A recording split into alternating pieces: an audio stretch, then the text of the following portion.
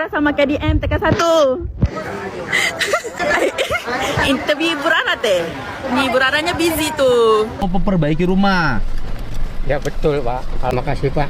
Ya, Aduh, itu 10 juta dulu. Ya Allah. Itu miliknya Pak Samuel pun, kalau Pak Samuel benar, maka tidak boleh melakukan kekerasan seperti itu. Karena ini juga melanggar hukum.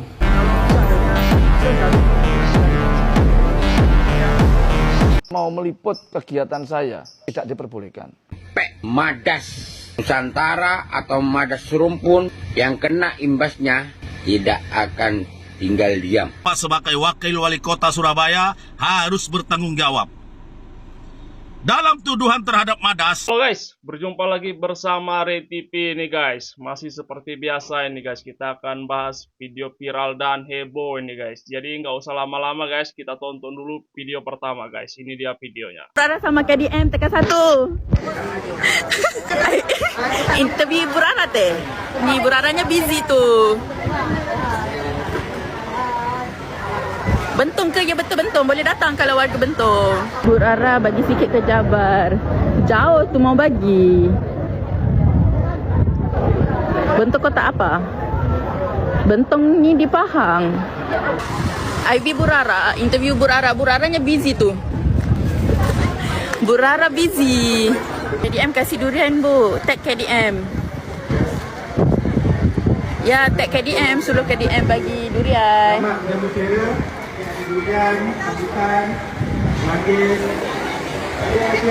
Warga Jabar kenal nggak sama akak ni? Warga Jabar kenal nggak sama akak ini? Ada di videonya KDM hari tu. Kenal. Ada di video KDM. Siapa kenal? Kenal lah, kenal sangat. Adik iparnya ya benar. Yang bilang setuju. Yang bilang setuju adik iparnya ya benar sekali. Kenal. Kenal paling lucunya. Dia memang lucu tuh. Mana Burara? Buraranya di belakang. Bentar ya. Aku jalan ke Burara tuh. Dia yang paling heboh. Bilang setuju.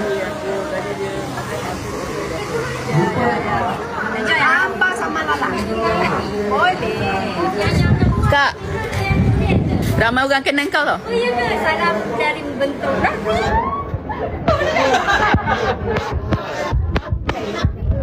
Siapa suka Burara sama KDM tekan 1. Di Cipernas ini blok coupling. Ciperna blok coupling RT berapa?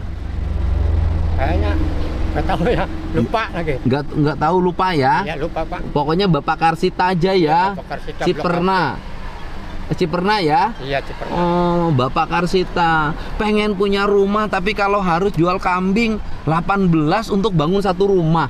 Iya. Repot ya Pak ya? Ya repot terus gimana lagi? Nggak, bukan repot, artinya nggak bisa punya bekal untuk ini.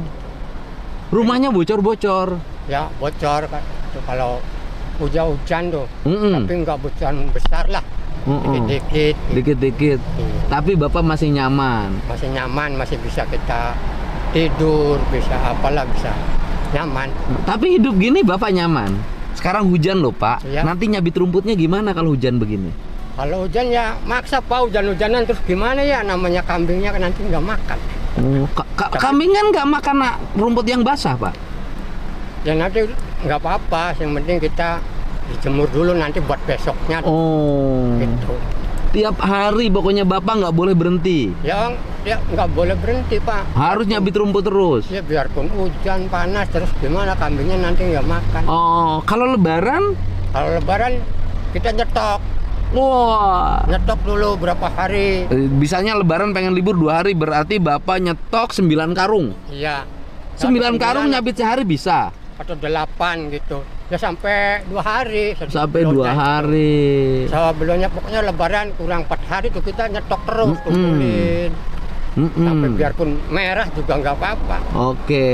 Soalnya nanti kita kan bakal lebaran kan berhenti. Waduh, sekarang udah mau hujan, Pak. Udah Iya. mau hujan. Tahu deh. Tapi Bapak bener mau memperbaiki rumah. Ya betul Pak. Kalau Oh. ini sih. Ayo coba sini bapaknya. Sini. Nggak apa-apa. Sini bapak tangannya sini. Ini untuk DP-nya. Oh ya, terima kasih Pak. Terima kasih Pak. Ya. Aduh, Itu 10 juta dulu. Ya Allah.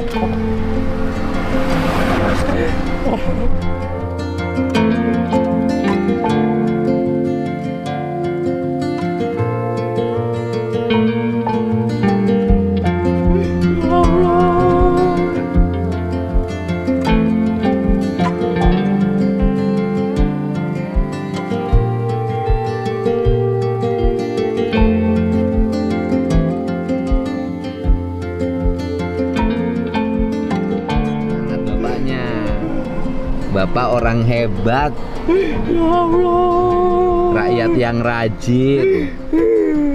Ya, hebat nih warga negara Indonesia, warga Jawa Barat, warga Cirebon yang harus jadi tauladan. Ya. Ya Allah Pak, terima kasih. Ya. Ya. Nanti saya minta tapi alamat lengkap Bapak tadi sudah ada. Nanti itu buat Bapak aja, buat bekal beli Bapak. Rumah mah nanti ada yang memperbaiki. Ya. Nanti ada yang ke rumah Bapak. Iya Pak. Hari Senin, karena sekarang hari libur ya. Iya. Besok libur hari Senin. Nanti KTP Bapak diminta, nanti Bapak buatin rekening Bank Jabar. Kemudian nanti bulan Januari itu minggu depan, Pak. Iya. Ada yang nanti ditransfer 50 juta untuk bangun rumah. Kalau ini nggak usah untuk bangun rumah, untuk bekal Bapak. Ya. Iya. Tapi kalau ini dimulai dulu nggak apa-apa, nanti kan uangnya masuk. Iya, iya. Ya. Pak. Iya, Pak. Ya, Pak. Iya. Semangat, Pak. Terima kasih. Iya. Terima kasih. Bapak kan kenal saya dari mana nih, orang baik, orang baik nih. Ya saya kalau itu lihat di TV Pak. Lihat di TV. Iya kalau lihat di TV itu. Namanya Pak Dedi katanya. Memang alhamdulillah ini sampai saya ketemu. Saya itu benar-benar kalau sama Pak Dedi ya. Itu ya baik orangnya. Saya juga istilahnya senang sama Pak Dedi. Wah, baik dari mana? Enggak lah, saya bukan orang baik, Pak. Ya. Alhamdulillah. Alhamdulillah. Nanti dapat bantuan 50 juta untuk bangun rumah. Nanti ditransfer lewat rekening BJB. Iya, Pak. Ya. Iya, untuk bekal Bapak. Iya, Pak. Itu. Tapi kalau Bapak mau mulai nggak apa-apa, pakai itu dulu. Nanti Iya, uang iya. masuk Iya, 50 jadi Bapak 60 juta dapatnya. Iya, Pak. Ya. Iya. Semangat, Bapak. Ya semangat, Pak. Saya mau lihat yang banjir. Iya, Pak. Banjir di mana aja Cirebon? Cirebon di daerah Sumber yang parah tuh Pak. Yang parah Sumber ya? Iya, daerah Sumber yang parah. Dari sini mana kemana? Kalau dari sini tuh arahnya lurus tuh, kan ada ini kan tol ya. Merah terus lurus di sana di Pasar Kali Tanjung namanya. Nanti ada lampu merah balik belok. Desa apa yang paling parah? Ya pokoknya di kabupatennya si Sumber, tapi nggak tahu. Kabupaten Sumber itu Kabupaten Cirebon. Iya, kabupatennya. Ibu kotanya Sumber. Iya. Di situ tapi kampungnya sih saya juga nggak tahu. Itu yang paling parah. Yang paling parah. Di Sumber ya. Situ, iya. Dari sini paling setengah jam. Yang nggak nyampe kalau mobil ginian sih Pak. Cepet ya. Cepet. Kepolisian dan pihak berwajib tolong segera dimediasi antara Madas, organisasi Madas ya, dengan arek-arek Surabaya. Ini khawatirnya akan menjadi konflik yang lebih besar ya, antara arek-arek Surabaya dan nanti berimbas pada teman-teman atau saudara-saudara suku Madura. Ya, tidak bisa dipungkiri karena organisasi Madas itu mengaitkan namanya dengan salah satu suku, yaitu suku Madura, teman-teman. Khawatirnya nanti teman-teman Surabaya, arek-arek Surabaya ini mensalahartikan bahwasanya Madas sama dengan suku Madura, suku Madura sama dengan Madas, padahal itu adalah organisasi, itu tidak ada kaitannya sebenarnya dengan suku, tapi nama itu terafiliasi. Jadi tolong segera diredam, dikumpulkan, dipertemukan antara pimpinan aliansi arek Surabaya dengan pimpinan organisasi Madas ya, untuk duduk bareng, untuk dimediasi, menyelesaikan dengan cara musyawarah. Jadi terkait dengan pembongkaran rumah itu sudah terjadi 2 bulan ya, hampir 2 bulan yang lalu, yang pengusiran nenek itu. Ketika itu juga ada pembongkaran rumah. Kejadian ini sudah dilakukan pertemuan di kecamatan dan ternyata tidak bisa titik temunya. Dan kejadian ini sudah dilakukan pemeriksaan di Polda Jawa Timur karena ada laporan di Polda Jawa Timur. Maka saya berharap apapun, kalau tadi satu sisi mengatakan bahwa dia sudah membeli, satu sisi nenek mengatakan bahwa ini masih rumah beliau. Ketika terjadi hal seperti ini, ketika ada pembelian, maka lakukan secara hukum. Apapun yang terjadi, apakah itu miliknya Pak Samuel pun, kalau Pak Samuel benar, maka tidak boleh melakukan kekerasan seperti itu. Karena ini juga melanggar hukum. Maka kita lakukan, ini negara hukum, ya kita berjalan sesuai hukum. Kalau yang dibenarkan, yang benar itu adalah pembuktiannya, bukti kepemilikannya adalah nenek, maka Pak Samuel malah nggak karu-karuan ketika dari sisi hukumnya juga berjalan. Yang saya ingin sampaikan bahwa negara kita ini, kota kita ini adalah kota berlandaskan hukum, kota hukum. Maka yang berjalan adalah hukum. Jangan sampai terjadi yang tidak karu-karuan antara yang satu dengan yang lainnya. Maka saya memohon kepada warga kota Surabaya, ketika terjadi hal seperti ini, karena kita negara hukum, selesaikan secara hukum. Masih ingat ketika terjadi kejadian ijazah yang ditahan, semuanya juga ramai begini, tapi saya langsung masuk ke Polda. Saya sampaikan ke Polda karena negara hukum. Karena kalau menyelesaikan hal ini tidak bisa satu-satu, tapi sampai ke akar-akarnya. Maka Surabaya selalu saya katakan, yang salah seleh, sing bener ya terus. Lah salah seleh bener itu dari mana pembuktiannya? Dari hukum. Dan contohlah ijazah. Ketika itu terjadi, maka sampai ke akar-akarnya. Dan saya berharap ini menjadi atensi. Dan saya sampaikan ke Polda juga menjadi atensi. Ini harus dibuka secara terang benderang. Siapa yang salah, siapa yang benar. Sehingga apa? Ada trust dan ada kepercayaan dari kami pemerintah kota dan dari warga kota Surabaya. Karena sebelum kejadian viral kemarin, hal ini sudah diperiksa oleh kepolisian daerah. Karena buat saya, hukum ini harus berjalan, tidak bisa diselesaikan oleh pihak tertentu. Tidak. Kalau ini semua pihak ikut menyelesaikan, tidak diselesaikan secara hukum, maka kondisivitas kota Surabaya tidak akan terjaga. Karena kita ini adalah negara hukum, kita didasarkan kekuatan agama dan Pancasila, ayo tetap dijaga keguyupan itu, tapi proses hukum jangan pernah berhenti, lakukan, kita kawal proses hukumnya, siapa yang benar, siapa yang salah, sing salah kudu selek.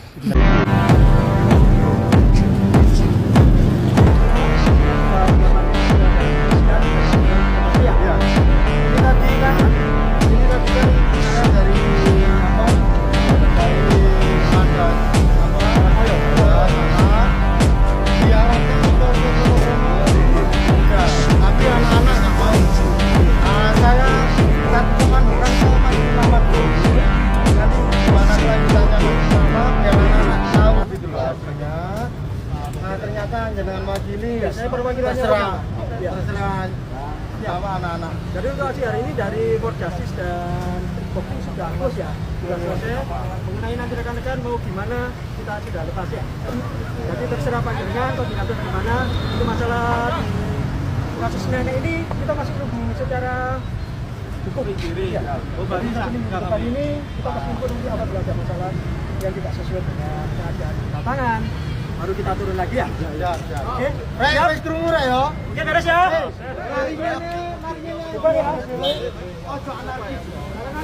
Siap ya. Hormati pengguna jalan yang lain.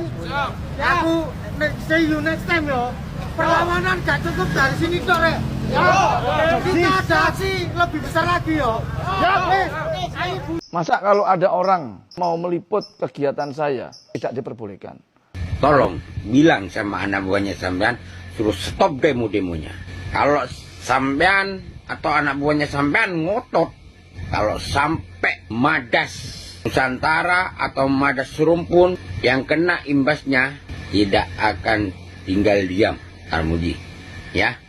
Assalamualaikum warahmatullahi wabarakatuh. Saya ingin memberikan suatu penjelasan kepada Bapak yang telah memposting video di TikTok bahwa telah mengatakan orang yang di samping saya itu adalah anak buah saya.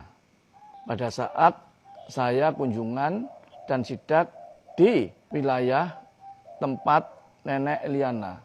Sekali lagi, yang di sebelah saya itu bukan anak buah saya. Kalau nggak salah sebut, itu adalah wartawan media sosial. Memang setiap hari Selasa, itu di rumah dinas saya, sebagai tempat rumah aspirasi, sebagai tempat untuk pengaduan warga Kota Surabaya maupun yang lainnya, itu penuh dengan wartawan. Ada Tribun, ada Memo, ada Kompas, ada Diswe dan lainnya, termasuk media online dan media sosial, wartawan-wartawan di sana. Bukan setiap Selasa mereka hadir, tapi kadang-kala mereka hadir mengikuti keluhan warga yang disampaikan ke saya. Masa kalau ada orang mau meliput kegiatan saya, tidak diperbolehkan. Karena rumah aspirasi ini adalah boleh untuk siapa saja. Begitu juga pada saat saya melakukan sidak lapangan, saya pun tidak pernah mengajak mereka. Mereka datang dengan sendirinya, mempunyai inisiatif mengikuti sidak saya. Ya tentunya saya tidak boleh melarang dong, karena mereka kan juga ingin mendapatkan liputan. Terus ada orang misalkan foto sama saya, kesoting di pinggir saya, diasumsikan, digebyak-uyah bahwa itu anak buah saya, itu salah kaprah. Ya tolong dipahami secara baik bahwa bukan anak buah saya 1000%. Sampean jelas mengerti, clear masalah ini, biar nggak dibolak-bolokkan. Saya juga tidak menyalahkan, tapi saya bilangnya oknum. Karena kasusnya Nenek Eliana ini sudah ditangani secara hukum oleh Polda Jawa Timur. Harapan saya semua tetap kondusif, semua jaga ketertiban, dan yang pasti hukum akan berjalan dengan baik, secara transparan. Samuel, sebenarnya kalian orang yang paling bertanggung jawab dalam hal ini. Sekali lagi, itu bukan sanak, bukan kadang, bukan saudara, bukan anak buah saya. Ya, bukan anak buah saya. Sekali lagi, biar sampean jelas mengerti, clear masalah ini, biar nggak dibolak-bolokkan. Karena sudah ditangani sama Polda Jawa Timur. Itu keterangan saya Pak ya, supaya Bapak juga jelas mendapat penjelasan dari saya ini. Assalamualaikum warahmatullahi wabarakatuh. Saya Ketua Pembina Madas DPP Pusat menyampaikan dan mengucapkan selamat kepada Bapak Armuji, Wakil Wali Kota Surabaya yang saat ini terpilih menjadi Ketua DPC PDI Perjuangan Jawa Timur Kota Surabaya. DPC Kota Surabaya PDI Perjuangan. Sekaligus di kepemimpinan Bapak Armuji selaku Ketua DPC PDI Perjuangan Kota Surabaya, kami menyampaikan sedikit kritikan dan masukan kepada tokoh senior PDIP Bapak Armuji selaku Wakil Wali Kota Surabaya. Pertama yang kami sentil adalah dalam setiap penanganan kasus di Kota Surabaya yang dipimpin oleh Bapak Armuji selaku Wakil Wali Kota Surabaya, kami menganggapnya itu sebagai tindakan-tindakan yang semi premanisme. Kenapa? Karena tindakan itu bagi kami tidak mendidik. Dari semua yang saya perhatikan, kami menyimak, ini kritikan buat Bapak Armuji. Alangkah baiknya sebelum Bapak Armuji melakukan tindakan atau sidak, sebelum melakukan Bapak Armuji bertanya dulu atau mencari tahu dulu pokok persoalannya. Jangan sampai terjadi pada hari ini, detik ini, jam ini, dalam minggu-minggu ini sudah banyak kekeliruan yang kami anggap terhadap Bapak Armuji. Di mana Bapak Armuji datang ke suatu lokasi, belum tahu persoalan, namun Bapak Armuji sudah menjustifikasi seolah-olah Bapak Armuji membela salah satu pihak tanpa tahu pokok persoalannya. Satu contoh, seharusnya Bapak Armuji selaku wali kota, wakil wali kota Surabaya, ketika turun ke lapangan, libatkan RT.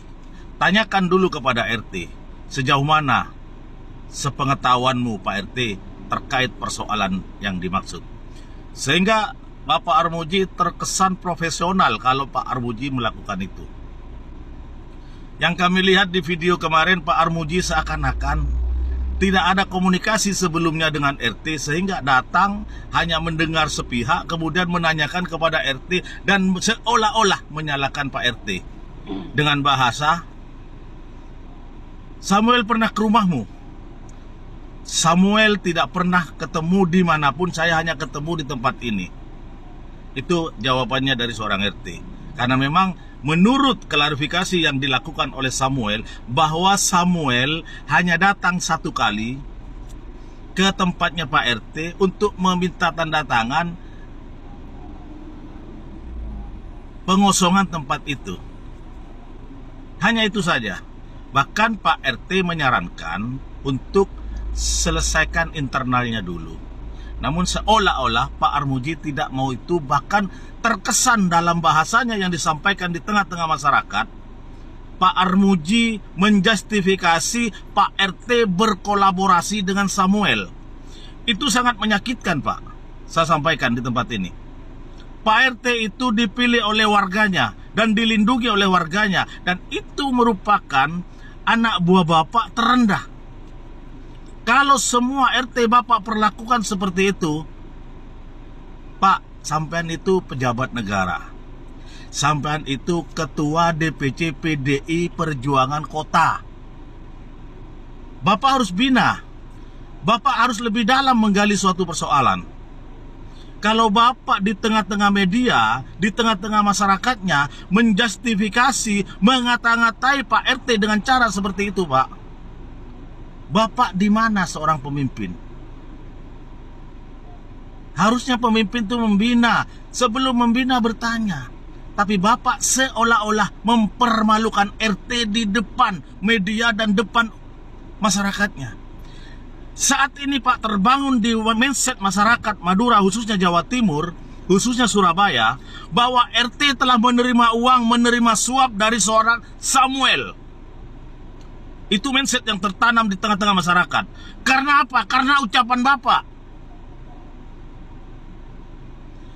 Sekali lagi saya sampaikan, Pak, Bapak kedepannya lebih bijaksana dalam setiap mengambil keputusan.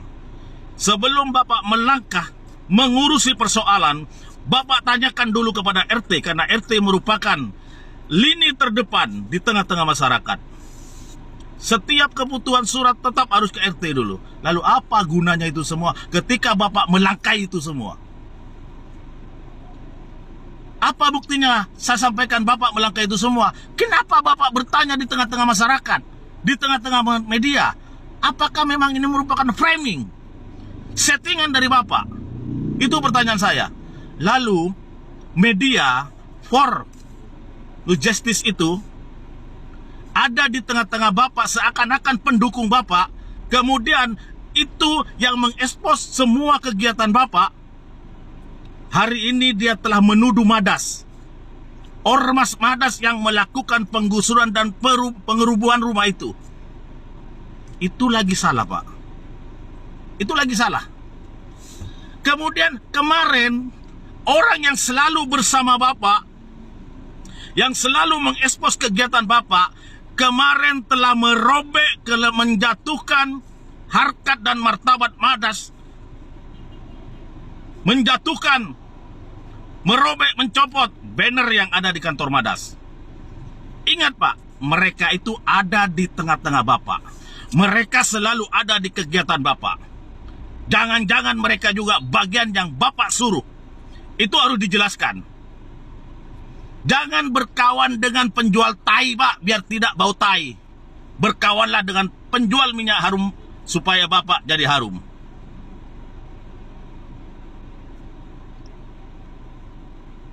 Bapak seakan-akan mengkoordinir kejadian ini semua. Saya sampaikan seakan-akan. Kenapa? Yang membuat framing berita yang belum tentu kebenarannya ada di tengah-tengah Bapak. Bahkan Bapak sengaja sepertinya mengundang dia. Bahkan sengaja Bapak hanya mendengar telinga dari dia. Bapak harus pertanggungjawabkan hal ini semua. Bapak sebagai wakil wali kota Surabaya harus bertanggung jawab. Dalam tuduhan terhadap Madas, saya selama ini mengamati, mencari kebenaran. 3 faktor yang Bapak tidak lakukan dan media-media yang ada di keliling Bapak yang tidak lakukan. Pertama, dalam tulisan mengatakan bahwa pelaku penyeretan nenek merupakan organisasi Ormas Madas. Yang merubuhkan bangunan adalah organisasi Ormas Madas. Saya sampaikan, saya pertanyakan 3 hal. Kalau Bapak bisa menjawab dengan benar, saya akan bangunkan rumah 10 untuk nenek itu dan saya berikan emas 1 karung untuk nenek itu. Pertama, kapan kejadian itu? Kalau kejadiannya itu 2 bulan dari sekarang, saya akan bangunkan 10 rumah untuk nenek. Dan saya akan berikan emas 10 karung untuk nenek. Faktanya, kejadian itu jauh sebelum Madas Sedara terbentuk. Jelas? Jelas kan? Bukan kemarin. Artinya, hal ini ada apa? Berita dulu dikeluarkan sekarang. Jawabannya nanti. Yang kedua, atribut apa yang Anda lihat di tengah-tengah pembongkaran itu? Apakah ada atribut Madas? Tolong jelaskan ke kami. Yang ketiga, pernahkah seorang jurnalis menanyakan kepada RT pemberitahuan apa, dari siapa pembongkaran ini? Kalau itu bisa dijawab, saya tunggu klarifikasi dari Anda semua.